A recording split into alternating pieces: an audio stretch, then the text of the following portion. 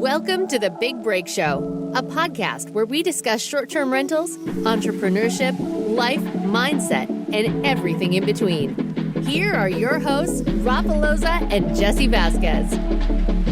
What's up, everybody? We're back with another episode, and I'm here with Jesse, the man Vasquez. What's up, buddy? What's up? You forgot to say The Big Break Show. What's going on here, man? I'm trying to keep it fresh every single week. Keeping it fresh, Rafa Loza. Yeah, you know what? We're keeping it fresh today because we also have somebody that was super fresh on this episode today. Rafa, right? Grace, man, she's making a lot of stuff happen. She's very young, 25, which is young, but she's making, I love this, man. 25, 17 doors, creative financing, not having to spend a bunch of money, doing it in her own backyard, midterm renting, long-term renting, short-term renting. She's kind of check marking every little box when it comes to real estate investing, right? You know, I love having young people on our show because it's like, there's no excuse. You know, if someone that young is willing to put in the work and make it happen, like what the hell else is everybody else coming up with, right? There's never the right time. People go, well, it's easy because they're young. Well, no, it's not, because they're just getting their life started. Or we bring someone that's older, well, it's easy because they've already lived life, so now they have the time because they're old. It's like, no, it's not. There's never the right time. But young people just aren't afraid to start like other people are. They're like, hey, I'll just give this a shot. Worst case scenario, I go back to doing it. And she talks a little bit about that at the end, where it's like, I wrote down all the worst case scenarios of what could happen if I fail, and I was okay with every single one of them. So why not give this a shot? Worst case, I learned something, like I always talk about. So this was a really good, I mean, it went by fast for me. I was really enjoying the conversation. Yeah, not only that, but she went to college, got a degree, was a mechanical engineer, and then kind of in the height of COVID just was like, I'm just going to go all in on investing. Kind of like how you and I did, Rafa. We probably exited our jobs too early. But, you know, at that age, just kind of exiting when you're just starting something new and not really knowing where it's going to go, but having that kind of mindset that we'll figure it out. Like, I'll figure it out. Mm-hmm. And I think that a lot of times younger people, that's the time to take the freaking risk, is when you're young. Like when you're my age, like you got to like be careful about your risk, you know, especially if you have kids or whatever, whatnot.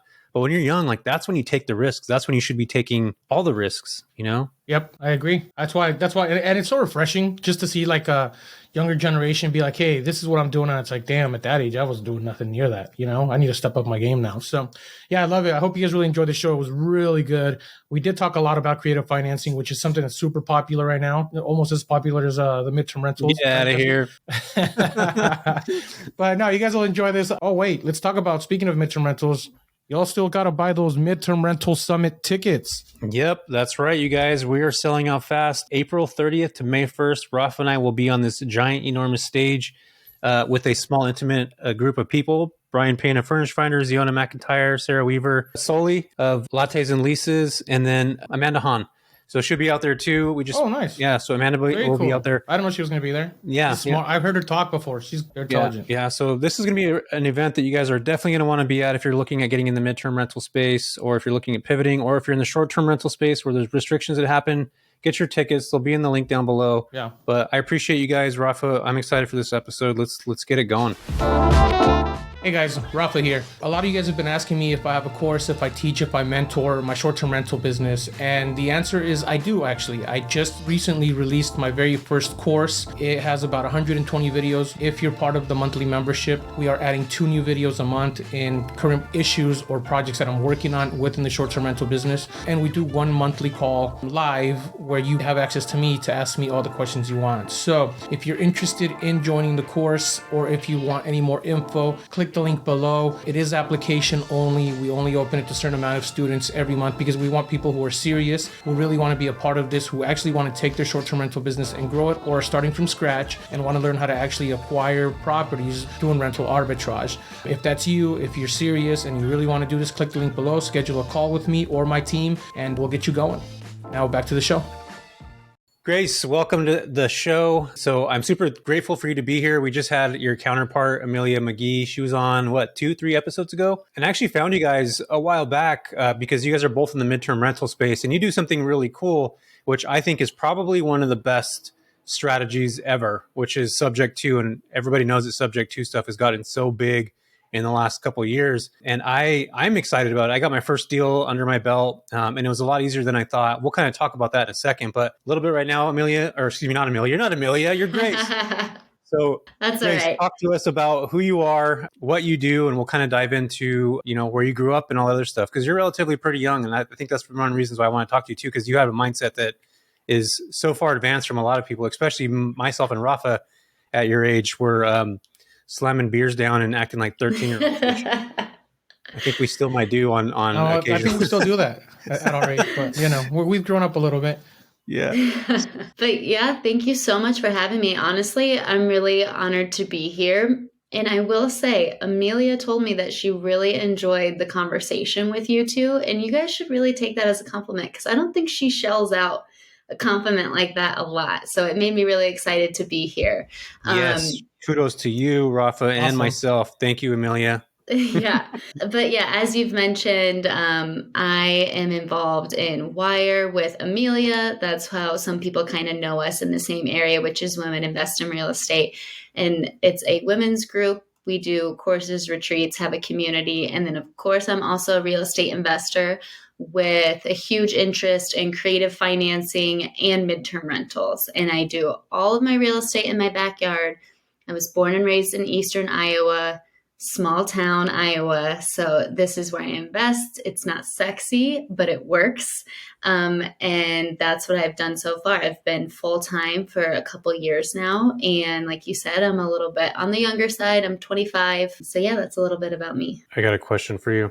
When I bring up your age, does that bother you? Like 25 being young, does that trigger you in any way? It doesn't bother me. I feel like the fact that I still have a lot of life left to live. I will say one thing. I never want people to not take me seriously when we talk about age, especially since with WIIRE, we do retreats and all of that good stuff. Sometimes I feel a bit self-conscious about that, but no, it doesn't bother me.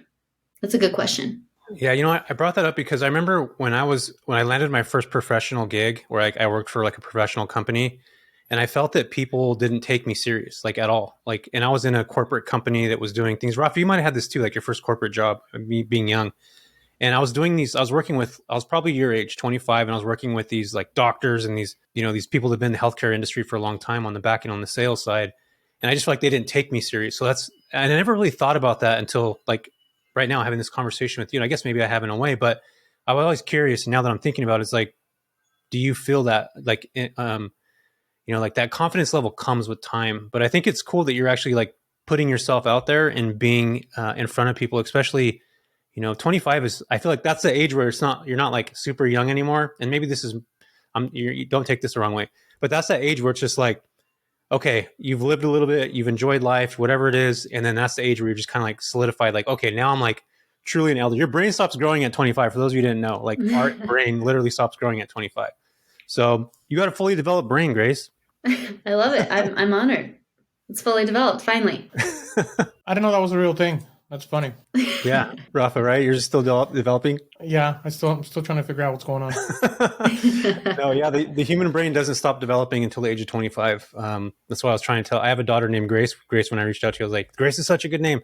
And I always tell her, I'm like, hey, don't do anything dumb because, your brain is going to develop until 25. So if you drink alcohol or whatever, which she's going to probably do anyway, she probably is already doing it, but it doesn't fully develop until that age. So that's funny. Yeah. Awesome. So growing up in a small town, where, what was that like? I mean, is your childhood, was it chill? Did you ride? Every time somebody tells me that they grew up in a small place, I imagine people riding bikes in the middle of nowhere, taking BB guns somewhere, shooting birds and stuff. That's what my thought process goes behind somebody being, growing up in a rural area.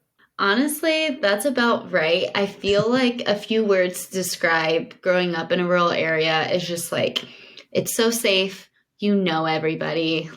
Everybody you talk to is your friend's aunt's neighbor. And yeah, just a lot of great, safe memories of growing up in a place that's, it's not poppin', but there was so many good memories of growing up there. And I will say, I used to live in a town of 1,000, which is very, very small. But I went to high school in a bigger area. So I graduated with 400 people. So that is vastly different than if you grow up in a town of 1,000 and graduate with 15 people, because that also exists, which thankfully I was near a big city. So I feel like I got the best of both worlds. Did you guys know everybody? 1,000 is extremely little. I've never heard of that before. Yeah, I would say I know everybody in my town, most people. But again, we all went to like a bigger high school. So it's not like that town only had one little school where like everybody is doing the same thing, going to the same things. But, and I'm sure we'll talk about this later, but I also think that's what's helped me so much in real estate is just being from a smaller area. I know people, I was able to get started quicker. I'm getting leads from my plumber and my aunt's friends, whatever. And so I feel like that's honestly helped me so much in getting started a lot quicker. Do you do all of your real estate investing in that small town still, or is it like now you're going in different directions? So I don't own anything in that small town. I used to live there and I had a primary residence there, but I invest in Cedar Rapids, which is a town of 150,000 people, and that's like 15 minutes away. Cedar Rapids. Is that what you said? Yep. I don't know where that's at. Cedar I'm gonna look it Rapids. up. Eastern Iowa. Eastern Iowa. I've never been to Iowa. Yeah. You've never been, Rafa? Me neither. What's there besides, what do you get? Is there a lot of agriculture, I'm assuming? Lots of ag. There's going to be lots of fields, lots of farmers. The biggest city is the capital, which is well under 1 million. So not a ton of population. So great sometimes for cash flow and for getting cheap houses and a low barrier to entry in real estate. But while that seems really sexy, sometimes you have to remember you're not going to get the appreciation like you are on the coast. So just something to think about. I'm curious because you said you do midterm rental stuff too. Are they in that small town as well? Yeah, so in Cedar Rapids, I rent to a lot of travel nurses. There's a few big hospitals. And then also because it's not a hugely populated area, I'll have people drive 30, 40 minutes to from other towns, hospitals that will come stay in my midterm rentals because those towns maybe don't have any listings. Very cool. Yeah, that is awesome. So growing up, did your family invest? Like, were you always like kind of entrepreneur as a kid?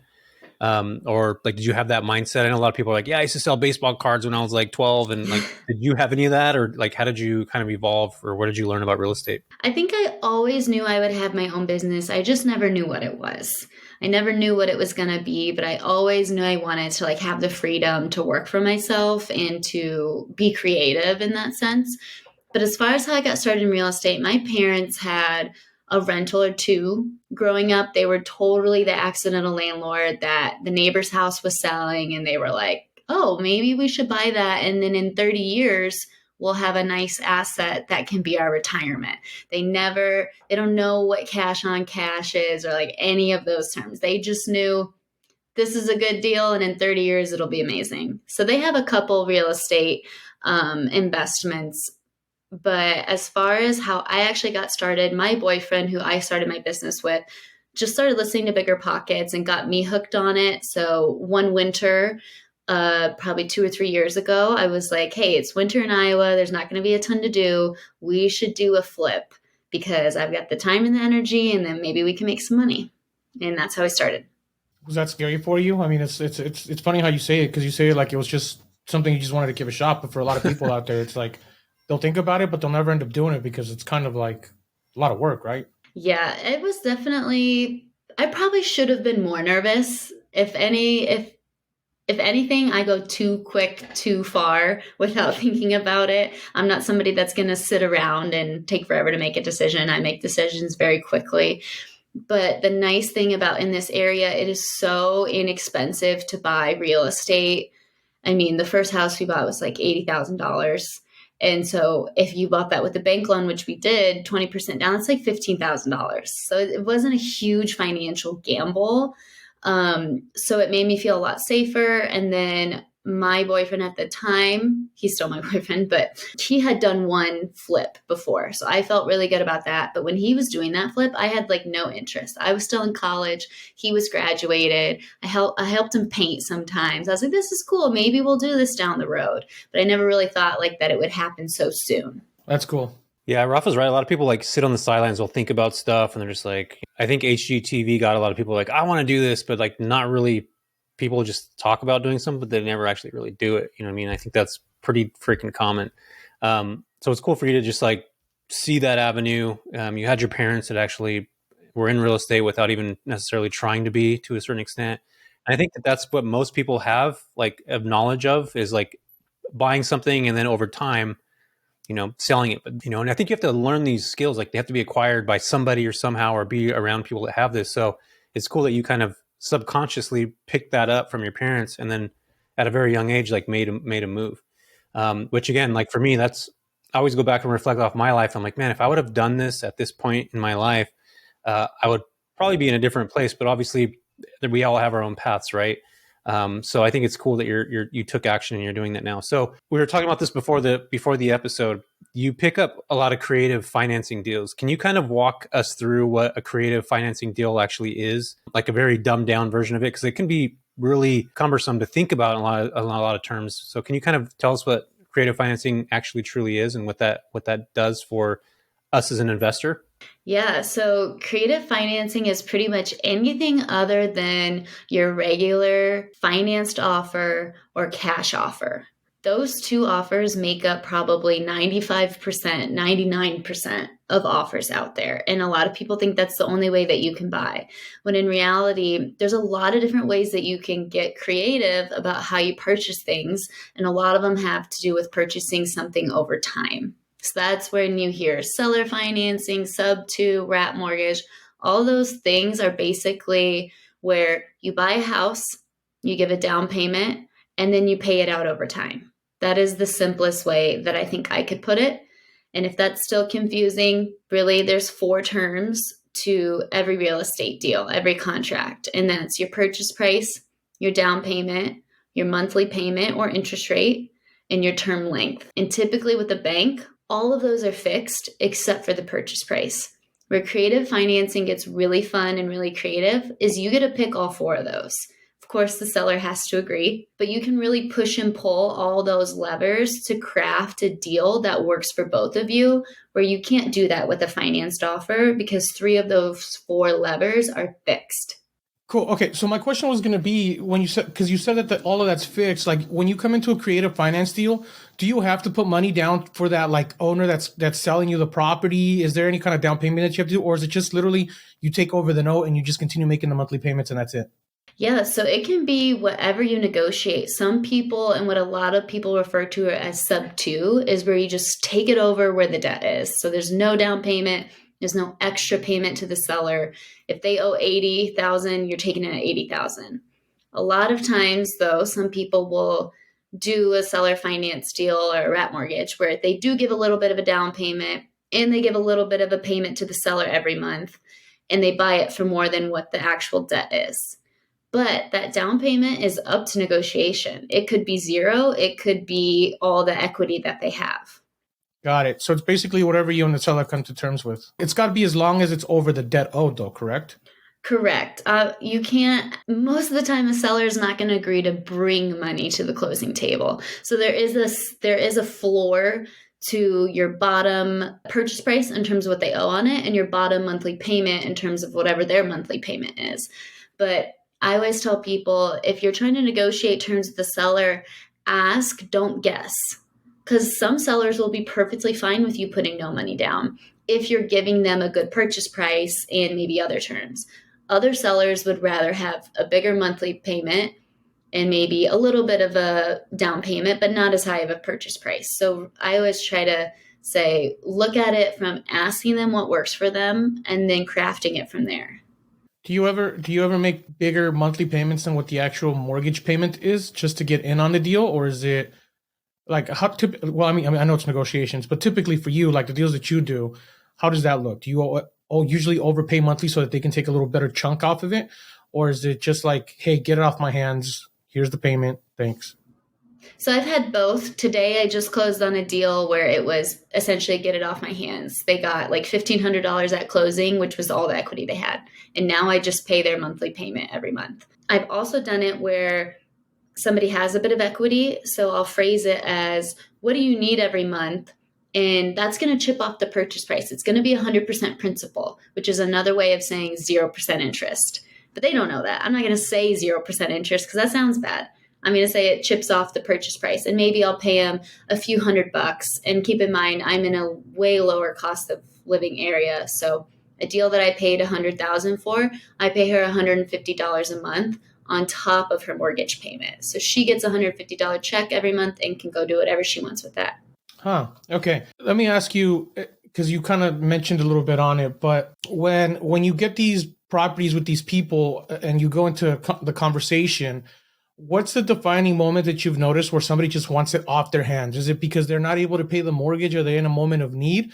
Or is it just people who are trying to move to different locations? Like, how does that look in most of the, now I know everything's different, so you can't give me like one answer, but in your deals that you've done, like what is it that you see in that trend? Because I would imagine also it's very different in different markets as well. In the deals that I've done, I see a lot of people who have already moved or want to move, and they just want the path of least resistance.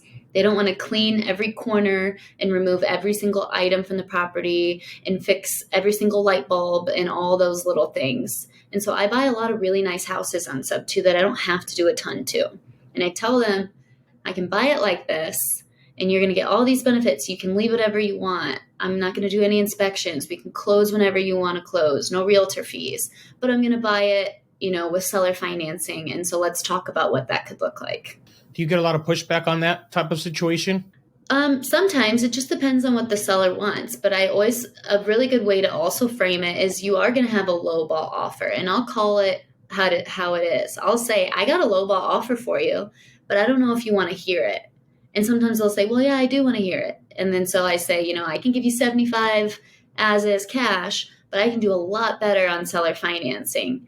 Do you want to talk about what that would look like? And a lot of times they say, yeah. I mean, why wouldn't they want to hear a second offer? I'm glad you brought that up because that was also my next question, because I've heard a lot of people that come in with like an offer that's not as enticing as opposed to being more enticed to do seller finance to where, hey, I try to do it with my landlord right now. I'm going to buy his house. And I was like, hey, seller finance it for me. I'll give you what you want. Cause he was asking like 30 grand over. And I was like, dude, I'm not going to pay you 30 grand over. But I was like, if you seller finance it to me, I'll give you 30 grand over all day long. I don't care. But he wouldn't do it because he needs the money to buy his other house, right? So he needs the cash up front. So we have to go through the lending process. So I was curious as to how that looked for you. That's why I asked. But is there anything that in there that you use as a tactic to get people to better understand it? Because I kind of feel like people would give you pushback if they don't know you and that you're a stranger and you're offering to take over their house. How do they know that you're actually going to pay the mortgage? How do you explain that part? Yeah, so I am huge on my Facebook business page. Like I said, I'm in a market where people know people. Everybody in this market who I've bought from knows somebody who knows me.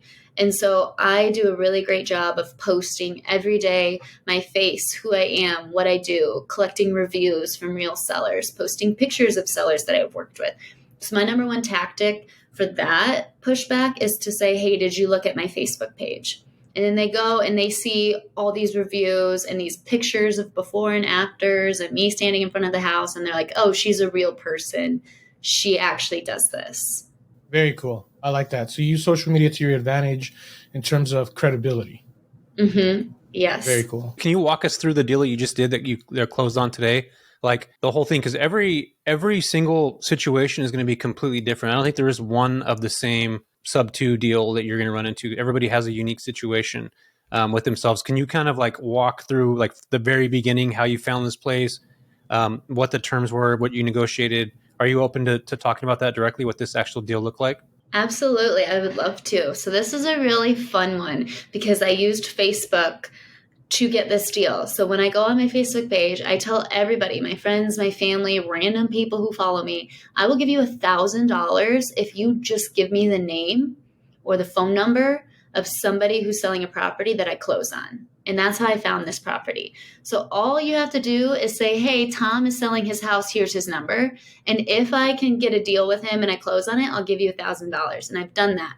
I've given it to my plumber, friends, family, random people. And what it does is it gets every person who follows you and knows what you're up to be a walking, talking billboard for your business. So I had a friend who had already gotten a referral on a previous house. So when one of her coworkers was selling, it was full of stuff. They knew that they owed probably about what it was worth. They had overpaid for it. And they just wanted to be done. They just had a kid. They were over it. So she gave him my number. She reached out. I actually walked it and didn't give an offer for about 2 months because I was just overwhelmed. I was like, this house, they want way too much. I don't even know how to tell them that they are so far off because I can't do this. Was it on the MLS already? No, and I don't ever buy off the MLS typically. Okay. Typically, I get incoming leads that are off market. Gotcha. So then after a few months, I checked up with her. I said, hey, do you need contractors? Do you need a realtor? How can I help you? Because if I don't buy their house, I still want to help them. And that's also a great way to follow back up with them. And she said, no, we're still trying to figure out what we're doing. And then she basically let me know that they were considering a lot less of a price. So I walked it again and I told her, hey, I know that you guys owe about what it's worth, so the cash offer I'd like to give isn't going to work. Would you consider seller financing where I'm going to take over your monthly mortgage payment for just a little bit because I am going to probably flip this property. So for them, I only needed like 6 months max. I ended up getting them to agree to 12 months. I only need probably 2 or 3 months to flip this property. So basically, now I get to buy the property. I just had to bring $3,000 to closing, and that was for like taxes and fees and all of that. I own this property. I'm going to put 30 grand into it, probably for rehab, and then I'm hoping to sell it around 140, 150. So it's not a killer deal, but it is a deal that I only had to bring 30 grand to get it done, and I'm going to make 25 or 30. That is awesome. So all the deals that you do, are they for flips, or do you hold all of your deals? It's like choked on my saliva on that. What's wrong with your buddy? That's funny. I love to hold. I really don't like selling my deals. I have a feeling as I said that, I'm like, I probably won't end up selling this. I really want to sell just to build cash up. But if I do flip this will be my first flip. Okay. Got it. So what's the terms on this? Like what was the negotiation portion of this? Like, how much is the house? How much do they owe? What do they want? And then kind of walk us through that portion of it, what the negotiations were like. Mm-hmm. So they owed $78,000 on it. They were originally asking like $100,000. And their payments were around $850 a month, which normally, if they had better payments, I would have considered holding this house a lot longer, but he got like a 15-year loan with a high interest rate. So it wasn't really an attractive loan to take over on the long term. It was more, this loan made sense to take over as a flip or a refinance, because I could refinance into nearly a better rate. So it was about $855, $860 for a monthly payment. They owed $78. I paid them $80. So they did get to walk away with a teensy bit of money, which is nice for them. And we agreed to 12 months because I knew I wasn't going to hold on to this 8% 15-year loan forever. And it did need some work. So I figured I'll just flip this or at least BRRRR it. Mm-hmm. And then as far as the down payment, low equity sellers are really great for creative financing because they aren't in a position to ask for a huge down payment because they don't have any equity. So a lot of my deals that I've done have been really low equity deals where the seller bought it 1 year ago, 2 years ago, and already wants to sell, and they just have no equity. So I got another question for you. I've heard different ways that this happens, but let's say you do get somebody under contract with you where they tell you, hey, we'll sell you the house. We want, I don't know, 10 grand over. You're willing to do it if they do seller finance. Do they hold that mortgage in their name for the rest of their lives until you pay it off? Or is there a way for you to transfer it out at some point without having to do the whole refinance process yourself? The way I do it, they hold it in their name, but I have another mortgage prepped that says seller sold this mortgage to Grace. And so if they ever went to try to go get another house and needed to prove that they weren't in charge of that debt anymore for DTI reasons, they could give their lender this mortgage, and theoretically the lender would understand that, yes, you have that debt, but it's been taken over and it's being paid for. So they could kind of disregard that. Of course, that's a lot easier said than done. Lenders are going to have a hard time understanding that. The second answer is I have heard of assumable mortgages where you can like legally, not that this is illegal, but like in the eyes of a bank, like let somebody assume your mortgage. I've never done that. I don't really know anybody who's done that. I feel like that's more of a myth, but maybe it exists. Banks want to flag, like big banks, just so everybody knows with context here, anytime somebody else takes over another payment, or if even somebody's making another payment, the banks can flag that as like the owner's not actually truly paying it themselves when they're the ones that actually have the debt. So there's a bunch of different ways like debt servicing where you can actually pay the debt through like a third party company. What I did on my specific case is I actually created a joint account with the seller at the time. So we have an account together and we're paying the mortgage through their name. I'm obviously on it, but the bank still sees it that the payments are coming from them. So there's a bunch of different ways to do this. Like there's not one particular right way. And I think that's where people get so confused with this, Grace, is that like, even just us talking about this one specific thing with debt servicing and blah, blah, blah, like that can make somebody's head go like, oh my God, that was me. And I still am not 100% like sure on it. If I went to another deal with sub 2 right now, like I would have to like go back to the attorney and be like, dude, what do I do again? I think it's one of those things that you have to just do a few times. And then once you actually like truly get it, what I mean by get it is almost like in your mind have like a flow chart of exactly what you need to be done, what needs to be done. And then you make those steps. Because that's the part that becomes difficult is how do I make sure that this loan is going to be assumable, that I'm going to be able to take it over, that the bank is not going to flag that this is a, because that can happen, right? And I've seen it, I've seen it happen to people before. So like, what do you do to protect yourself on that end when it comes to assuming a property? Yeah. So first thing I want to say is you're absolutely right. It would be irresponsible for me to talk about creative financing and not talk about the fact of the due on sale clause. That is probably your biggest risk when it comes to creative financing, which basically the banks say in their mortgages, hey, if you sell this house, you got to pay off your mortgage. You can't sell the house and take the money and run, which is what we're trying to do. We're trying to buy the house and not pay off the mortgage and kind of unofficially assume it, but with contracts and attorneys in place. So what I do to protect is I've never done, Jesse, what you said. That's actually a really smart idea. I will sometimes buy in a trust. For this deal we were just talking about, I didn't because it's only going to be 4, 5, 6 months. By the time a bank could figure it out and try to call it due, I'm going to be done with the deal, refinanced or sold. So I don't really care. I just bought it in my LLC. I didn't do anything fancy. For other deals I'm going to hold for a long time, I'll buy it in a trust. So I'll buy it in 123 Main Street Trust, whatever the address is. And then what it looks like to the bank is that the seller just moved it into a trust for asset protection purchases. And I actually sold my primary residence on seller financing on a wrap mortgage. I owed $130,000 on it, and I still sold it on a wrap mortgage to an investor. And so I made him put them in a trust. And then I actually gave them my bank logins. It was a family member, somebody I very much trusted. And then they just paid it through my name. So you can also try to get their bank logins and just set up your auto pay. If they're not comfortable with that, then I will write a check and do a bill pay. And a lot of the times, banks are just wanting to get that money.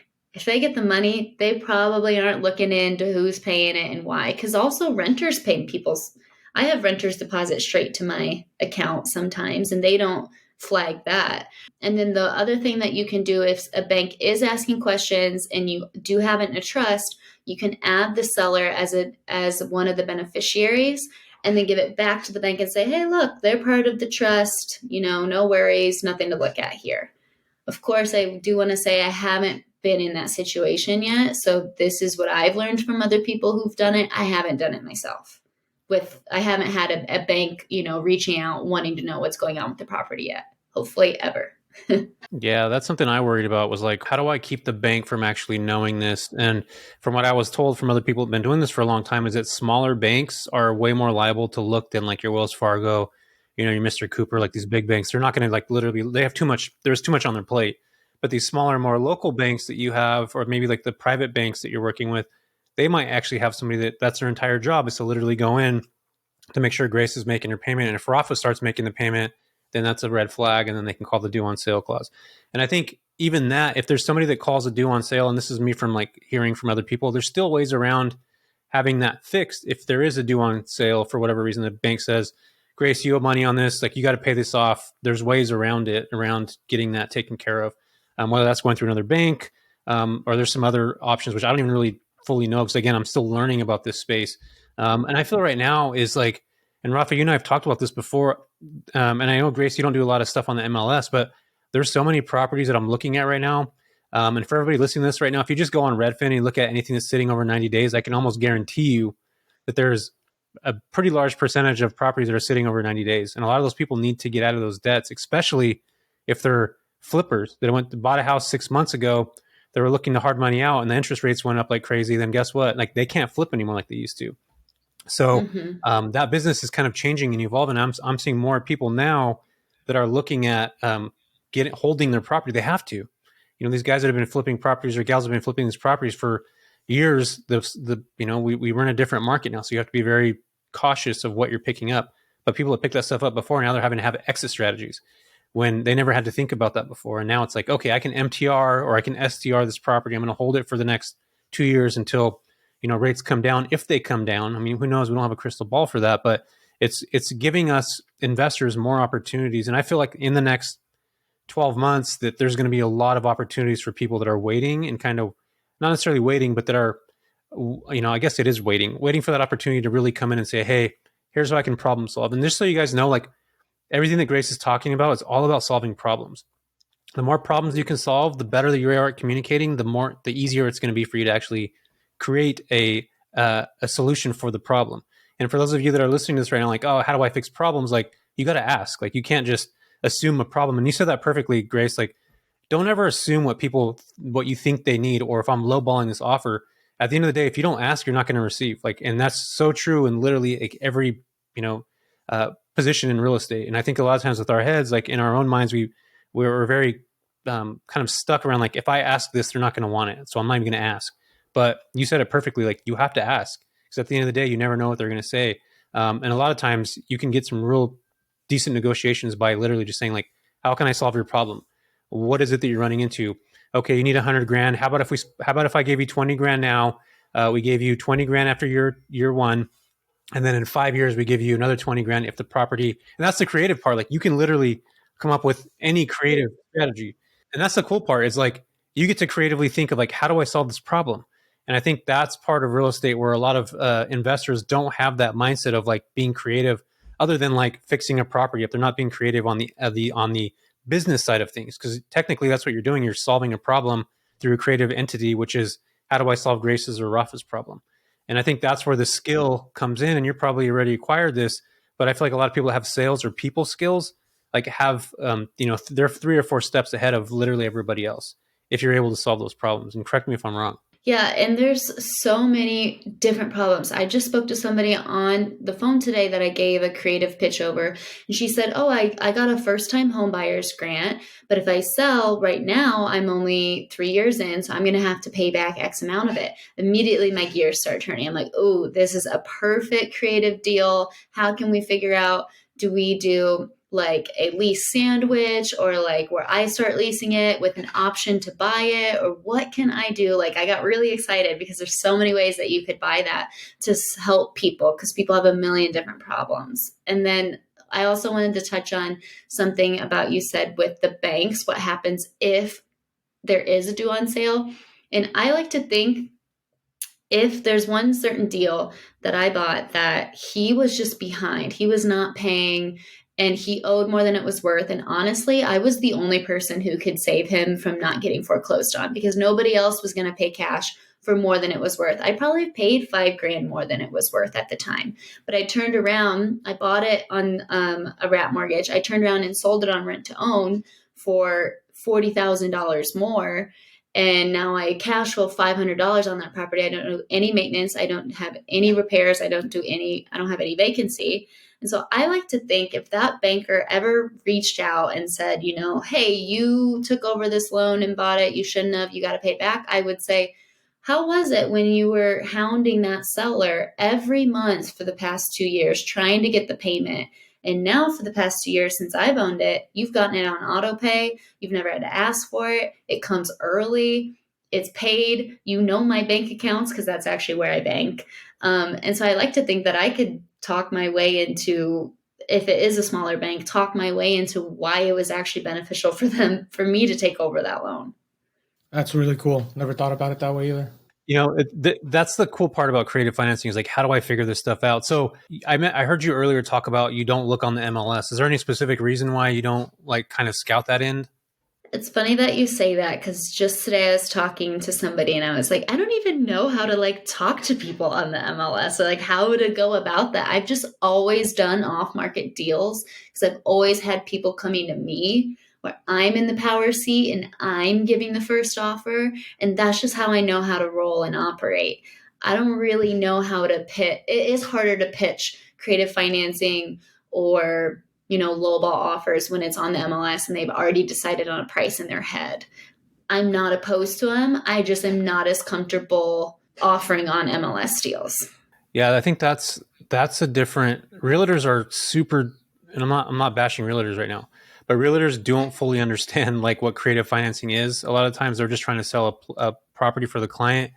And right now there's like, I feel like we're going through like the 5 stages of grief with people that are listing their properties on the MLS. Like, if I'm listing my house right now, in my head, my house is worth 510. In reality, my house is probably really worth like 460. And sellers don't have that. It hasn't hit them yet. It hasn't like, that's why you're seeing all these price reductions. And I just went on Zillow as we were talking to look at all the price reductions. Literally, there's like $1,000 price reductions on certain properties because they just want to get like see movement in something. And sellers haven't really understood that this economy isn't what it was even a year ago, right? We're seeing things change. So they're still going through that process, which leads me to believe like, yeah, you can go to these realtors. And that's the hard part is like, and I've done this before. You reach out to a realtor and you pitch what you have. Like, is there any way that we can talk to the seller?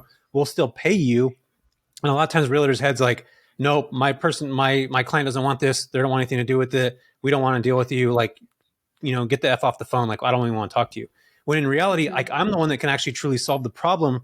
You haven't been able to sell this house, dude, for 90 days. Like, the problem is partially you right now. And obviously you're not educating your client on the prices of this actual home. Like in reality, maybe they are, I don't know. But I feel like right now with the MLS, there's a lot of opportunity. That's how I landed my property that my first one that I picked up was on the MLS. And it was that agent was like blocking it the whole time until it fell off. And then I actually had the information of the owner and I called the owner and was just like, hey, how do we do this? Like, how do we figure this out? I know you can't sell your house. And I found out the situation that they were in and how I can solve it. And then I just tried to figure it out as I went. So MLS might be another option for you, but you're in a smaller rural market where you know everybody. So maybe that might work for you, what you're doing now. You're the source and people already know about you. But I think a lot of people that are learning and starting this off, like you're going to have to reach out. You're going to have to put that energy out because it's not just going to come to you like for you in your certain situation. You're attracting, right? You're not going after it. You're attracting these people. And I think there's a clear definition between like chasing and attracting. Rafa and I talk about this all the time. I always tell him like, I don't chase, dude, I attract. And I think that's true when you start talking about what you do and how you operate and really know about it, like you attract these people to you. And that's what you've done in your space, which is an awesome thing to do. Because once you have that, you now have the leverage and you're in control. Yeah. I always say if you're a realtor and you can learn creative financing, you're in a power position because not only can you buy, but you can sell creatively and get more deals done. And so at our WIIRE retreats, we always do like a 2 to 3 hour creative finance mastermind that I teach because it is such a beast. And so if you're listening right now and it's confusing, don't worry. Like it is confusing, but you'll figure it out. And I always tell we'll always have a few realtors in the room and I say, listen, you guys need to listen 10 times harder than everybody else. Because if you can figure this out, you could be the realtor to go to for all the other realtors who don't know how to do it. And they see you doing all these deals and they're like, hey, I got another seller I can't sell. Can you help me put it together? Yeah, I love that you go to the realtors and you're like, listen, Linda, this is how you do it. Listen, Linda, I just aged myself. How old is that meme, Rafa? Like 10 years old? Grace, you probably don't even know what it is. You don't even know what Listen, Linda is, huh? No, I just thought it was funny.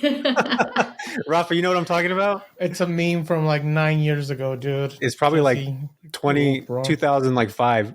It's this little baby and he's like, listen, Linda. And he's like telling this lady, like, listen, Linda. Anyway, I knew you were going to know. That's why I wanted to say it. Yeah, I mean, you're right. Like Pace Morby calls realtors that know creative financing like unicorns. Like they're super hard to find, but when you know them, they're the go-to person specifically about what you just said right now. So And like, going back to Pace Morby, like he's created like this huge community that is really like developing what Sub 2's been around for freaking 100 years, you guys. Like they've been here forever. In fact, that's how people used to sell homes. They would like literally assume debts like that. They would pass debts off to each other. They wasn't like a traditional sale. And go ahead and Google that and look it up. So it's way more mainstream, and a lot more people are getting into it. And a lot of people are talking about it in the wrong way. So I think it's refreshing to be able to hear, you talk about this and stuff that you're doing, especially at your age, like being able to acquire these properties and pick them up and becoming that go-to person. So creative financing to midterm rentals, like is probably, besides house hacking, creative financing to house hacking to midterm rentals, like that's probably one of the greatest strategies on the planet. So like, how are you working on the midterm rental side? Like what's your process on that? I'm always curious because there's so many different avenues to midterm rentals or just real estate in general. We just talked about like 5 of them right now. So with that, like, how do you find properties when you're acquiring a sub 2 property? Are you looking at like hospital, distance? Like what's your background on that? Or how do you do that? Yeah. So I only have 2 creative leads that I turned into midterm rentals. And I bought them both before I really knew what midterm rental was. But that's the beauty of creative financing, is it just gives you so much freedom to do different types of leads. This one cute little house that I bought for no money down, 0% interest. I initially was going to rent to own it. Then I didn't want to rent to own it because I was like, I want to keep this house. So then I was going to do long-term rental. Then my long-term tenant moved out and I was like, wait, this is the perfect midterm rental. So I converted it to midterm rentals. But I really stumbled into midterm rental in general. I knew what it was a little bit, and I bought this 8 unit, and my plan was to do 2 units because it was a mile away from the hospital. And I was just in a market where there wasn't other listings. So there's no competing for the best listing and optimizing your listing. It's more just like be the listing that everybody wants to rent from. So I did 2 in the 8 units. I was renovating one at a time. And then I just kept flipping them to midterm rental because I just kept getting bombarded on Furnish Finder or Airbnb or whatever. So I would place one and then I'd still get the request. So then by the time I finished the next rehab, I'd furnish it. And I just kept doing that. And then I eventually took a few of my long-term rentals and flipped them into midterm rentals. And then that's essentially how I got to my midterm rental portfolio today. So I got a follow-up question on that. How many people are within a 40-mile radius? You said I don't think you're in the 1,000 people city anymore. So like, and this is where I want everybody to realize, like, you don't have to be in these big urban markets. I can almost guarantee there's probably not gonna be very many people. So let's just say 40 miles from, if you dropped a pin on where your properties are at, how many people do you think are in that space, like a 40-mile radius? Maybe 300,000. Maybe. And that's like at the tips of 3 big cities. Probably like 200,000. 200,000. Okay, cool. And in the market that your rentals are in, like how big are those cities?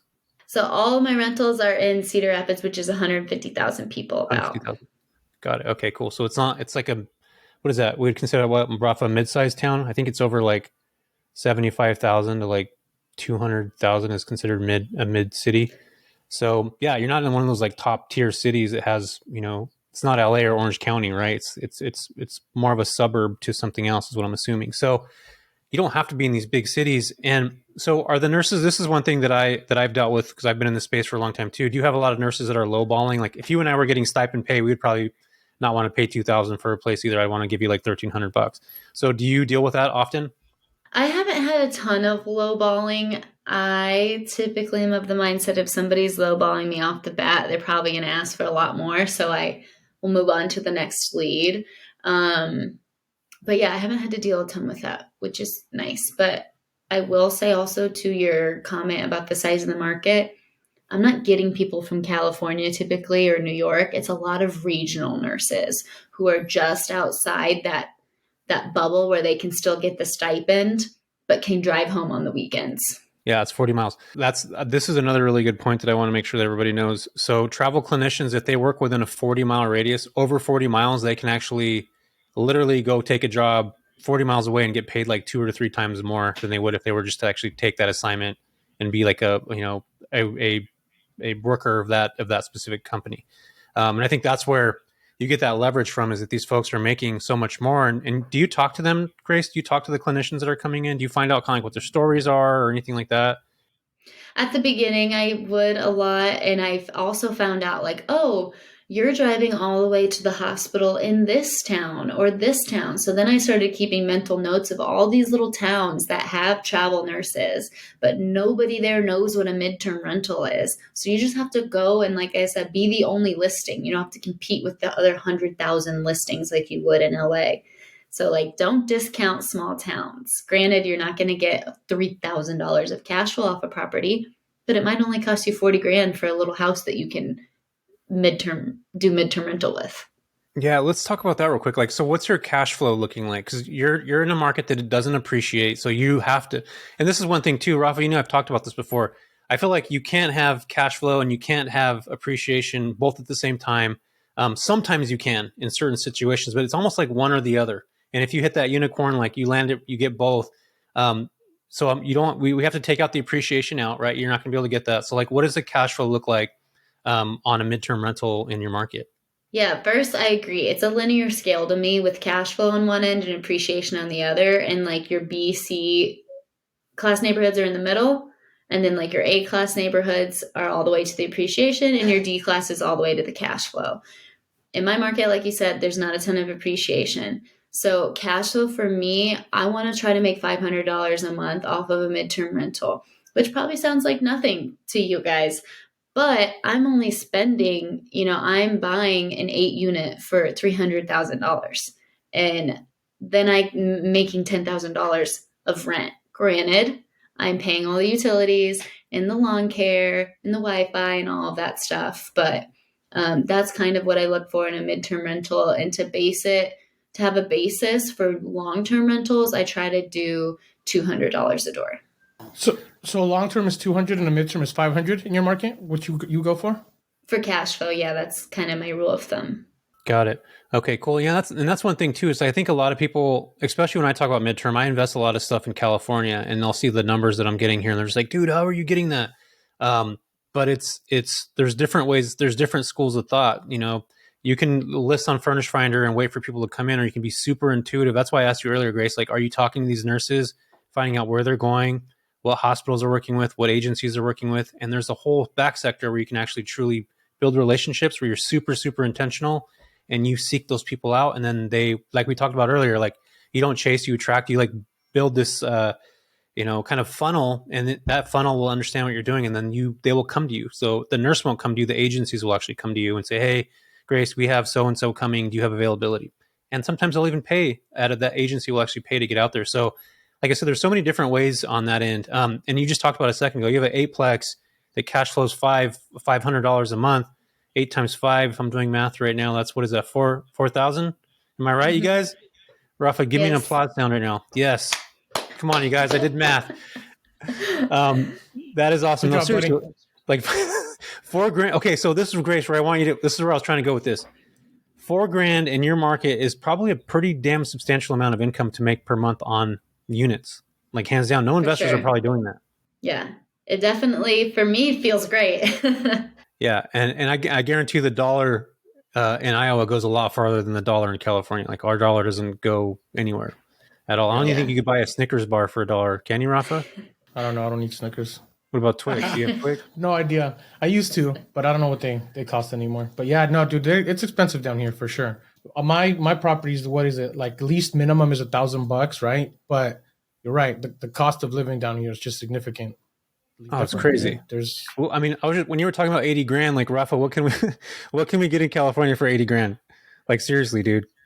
Dude, you need more than that just for the down payment. Yeah. $80,000 will get you, Grace, in California, a box over by the middle of nowhere, like literally. No, you won't. You won't even get the land for $80,000. Yeah, you can't even get. Actually, you can get a modular home here. You can live in a trailer park here for. Like a mobile home. Yeah. So I mean, technically, you can buy something. I don't know if it's gonna be the best area to be in, but you can technically get something. So. Yeah, $80,000 here and $80,000 over there are two totally different things. And I bet you they're nice places. Like, they're not, they're probably standard, 3.2s, I'd assume, for $80,000. Yep, I've bought some 3 beds, 2 baths for 80 grand. And that's in the city. I'm doing air quotes. If you go to the smaller towns, it drops off quickly. I wholesaled like a 4 bed, 2 bath property for 20 grand. That was the purchase price. 20 grand, 2% interest for 2 years. 20 grand. Do you fully furnish all of your midterm rentals? All of my midterms I do. Very cool. Yeah, that's awesome. Grace, before we're at the top of the hour right now, we were going to ask you those questions. What does your portfolio look like right now? What is your portfolio like? Where are you heading? What's your thoughts for this year? Let's kind of like break down where Grace is going in this space. Like what do you have going on? What are you holding? What's this year looking like for you?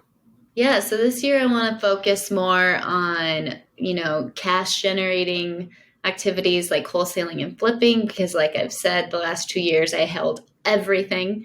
And that consists of, I believe, 11 or 12 midterm rentals, maybe 5 long-term rentals, and a few rent-to-own properties. I think I have 17 units. And I do a lot of big rehabs, so we'll typically buy really crappy houses, fix them up, and refinance them. Unless I'm doing creative financing, then I can do whatever I want with it. Very cool. So how many properties are you going to pick up this year? Like what's your goal? 20? Honestly, I would love to do like 10 plus, because my first 2 years I did nearly 20. So I'm like, I feel like I could do that in my third year if I just stick to it and put my mind to it. Are you doing these yourself, or are you acquiring LPs, or like how are you doing these? I own everything with me and my partner, who I already talked about. We're 50-50. And then we have 2 private money lenders we'll use a lot, but I don't typically like to partner. Like I don't like to equity partner. Got you. Awesome. I'm excited. I'm excited to see what you guys do. It's like the snowball effect. If you've already been able to do it the first couple of years, there's no reason why it just can't get bigger as you start going. You might have to grow a bigger team, right? Because once it gets too much, you have to absolutely have a team in place. But yeah, it's exciting stuff, dude. Very cool. Yeah, super awesome. Dude, it's crazy how fast this time went. Like, we're having such a good conversation, and you're like, it's the top of the hour, and I look, and we're at 56 minutes. I was like, what? But yeah, no, great. So being that this is the big break show, we always ask, what was your big break, right? Whether it was in business, life, mindset, relationships, whatever the case may be, that one thing that might have made you go from beginning to new, or made you even want to decide investing. Like, is there a defining moment that you have? Yeah, so I actually was a mechanical engineer, and I was supposed to move to Carlsbad, California, like 3 months into when I started investing in real estate. And I just realized what we were doing with our first property and how well we were going to do with it. And just that mindset of understanding, like, I can do this on my own terms. I don't have to have an employer to build my wealth for me. And I ended up quitting my job probably like 2 years before I should have. Any normal person would have. And it just opened up a world of freedom where I realized there's so many opportunities that wait for you once you have the energy and the capability to look for those opportunities. And it really just, I think, changed my life. And I definitely shouldn't have quit my job when I did, but I'm so glad that I did, because I love where I am today and I love the freedom that I have. I love that. I tell people that story all the time for me, because I quit the moment I opened my very first short-term rental. I was like, I'm out of here. I'm doing this full time. And I probably shouldn't have, because I was making absolutely no money. I was reinvesting everything. But, everybody listening, basically at some point. All of us quit at points we probably shouldn't have. Yeah. Yeah. That's good. Yeah. That's cool. Way too early, but it was worth it. Yeah. So you quit when you were like, what, 21? Like you just graduated college, I'm assuming. And then you were just like, screw this. I'm not doing it anymore. Yeah. I worked in corporate for about a year. That's awesome. I actually really liked my job. If I would have stayed in corporate, I would have kept that job. And I had lived in Carlsbad for a few summers and was ready to go out there, but then COVID hit. And so I really wrote out the work from home as far as I could, because I was like, if I go to California, I can't even buy a garage. So I want to keep doing real estate here. And then finally I parted ways, and I was making no money when I quit, but I am really glad that I did, because I think that I've always been a dreamer, always knew I wanted to work for myself. And I'm just glad that I gave myself that shot. Do you think that if COVID didn't hit, you would still be working your corporate job? Absolutely. I do. I'm with you on that. We just talked about, was this last episode, Rafa, or was this me in my class? I don't remember what I talked about, but I remember specifically saying, like, if COVID didn't hit for me and so many other entrepreneurs, like that freedom of being at home and kind of like doing your own thing. And then I don't know how if you were just like, oh, screw COVID, whatever. Rafa was like, screw COVID. I was like kind of worried a little bit to go out for a while. Like I didn't know what the fuck was going on. I'm one of those like hypochondriacs. I always think something's wrong. So I was like, I don't know if I want to go. Plus I was working in healthcare and like I was literally watching like somebody that I worked next to me died. And I'm just like, dude, this guy's like 39 or actually he was 42. Granted, he was like not healthy and everything, but he died of COVID. Like, oh my God, I'm going to die. Like, so I was kind of freaked out about it, but then obviously I got over it. But I realized at that point, I'm like, this is where I get the chance to do what I want to do. And if I screw up at it or it doesn't work, so be it. I can go back to healthcare. Like I've been in this for so many years, but it was that moment in my life. And so many people, you were just talking about this now. And I've already talked to so many other people we've had on the show, Rafa, where they made that change between 2020 and 2021 or 2022 that's shifted their entire business and their entire lives in a lot of ways. So kudos to you for making that decision, especially during a time where there was a lot of adversity and nobody knew what was going on. And you just were like, screw it, I'm going to make this happen. So kudos to you on that. Can I ask you another question? Are you working more now than you worked at your previous job? And don't lie about this either, Grace. Like be straight up honest. No. Shaking her head Sometimes saying, I'm "Dang like, it." dude, I don't work that much. I was working more when I first started being self-employed. Like I would work all the time, especially because we were DIYing a lot. That's another thing I forgot to mention. I did DIY a lot of it to start. But now that a lot of stuff's on autopilot and I have my internal PM and I kind of know my stuff, like I kind of twiddle my thumbs every now and then, which is good. I'm not used to that. Bored. Is that what you're saying? See, why am I the only one working all the damn time? Like, what's going on with this, You Rafa? don't listen. But I like to work. So I'm like, all right, I need to get some more things bought, get going again. Because I don't like to I like to be go, go, go.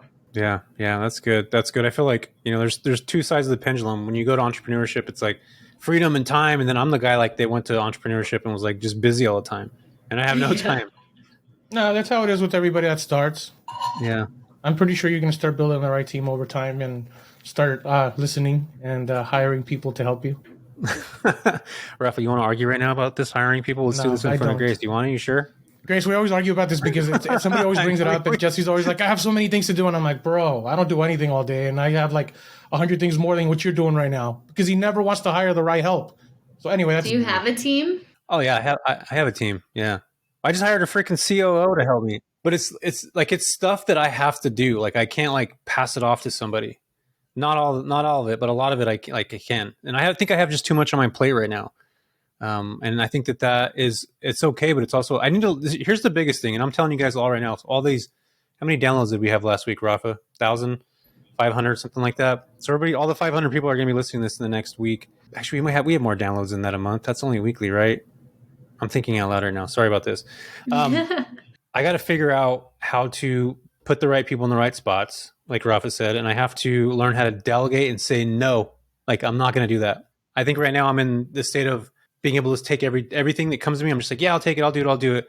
But like, if you look at Rafa and look at other people that are like successful, they'll say no to a bunch of shit before they say yes. And I think that's where I'm just saying yes to everything. Cool. Yeah, whatever. Yeah, I'll take it. Yeah, I'll do it or whatever. And I have to say no. So there we are. You guys just learned something about me in this episode. Grace, enough about me. We're going to talk about an actionable step that somebody could take literally after listening to this, what we talked for about an hour. Actionable step somebody could take after listening to this right now that they can just go and do something. What would you say to somebody right now? Say, Grace, what do I do? I would say pick up the phone and call a seller because you're never going to know how to talk to them until you figure it out. Nobody is born knowing how to negotiate and talk to sellers. It sucks at first, but you're going to get over it. And then if I can add a second one, I would say we talked a lot about people who think and think and think and talk about real estate and never do it. For me, one thing that was super helpful, I wrote out kind of like, what is my actual worst case scenario? Like if I quit my job, what is actually the worst thing that can happen? Okay, I have to tell everybody I failed and I have to go back. I have to start waitressing because I don't make any money or whatever. I have to move back home. And I wrote all that out and I was like, I don't really care about any of that. That's fine. I can do that. And then I wasn't scared anymore. So I think if you are scared of something, at a certain point, it's shit or get off the pot. So write down what it is you're scared of. And if you can handle it, do it. And if you can't, get off the pot and move on. I think that's the one of probably my favorite thing that's anybody ever said on our episodes. That's very Shit or good. get off the pot. I was just thinking about, does that mean that actually somebody's shitting or they get off? Is that what that means right now? I was actually thinking about that out loud. Literally, when someone's just sitting there not doing anything. Amelia, I think I learned that saying from Amelia. She likes to say that. But it's true because so many people will talk and talk and talk and talk. And it's like, if you're not going to do it, release that mental energy and do something else. Move on. Yeah. Yeah. Yeah. You can only absorb so much. You know what I mean? So just get out there and do it. You guys, everybody does the same thing. Like the successful people do the same stuff. I say this every week. Like just go out and freaking find somebody that's doing it and literally just copy what they're doing. Get in their masterminds, understand their stuff, go to WIIRE community, like be around like-minded people that are literally doing things in the space so that you can be around those people and soak up what they're doing. Like literally that's what you have to do. And it's not rocket science. Like, you know, you're probably pretty smart. Like I'm not the smartest, you know, what is the bulb in the bulb box? What is the saying on that, Rafa? See, I don't even sound very smart even saying that. I don't know what the hell I'm doing at all. Rafa's like, I don't know, Jess, shut up. But but yeah, you don't have to be like this rocket science to freaking, this is not rocket science. Like it's truly not. Like anybody can do this, whether you have education or you do not have education. Like it's not rocket science. Just get around people, be around the right people, put the energy and time in, and then make decisions. That's literally what you got to do. Take action. Grace, you said it all. We learned that you grew up in Iowa. You rode bikes around and shot turtles with slingshots, and you rode with BB guns. And you are young, but you're making things happen, and you're teaching other people how to do it. You've created a community of women that are out there doing the same thing that you're doing, which I truly love and embrace. And I think that you should talk about that more, which you probably do on social all the time. So where can folks find you, Grace? Yeah, I think the best way to get a hold of me is on Instagram at grace.investing. Grace.investing. There it is, guys. What about the WIIRE community? Where can women find you in the WIIRE community? Yeah, if you're interested in WIIRE, we'd love to have you. You can follow us at WIIRE with 2 I's .community. And then once you go there, you'll find that there's also a link to a free Facebook group, which is another great resource to join. Very cool.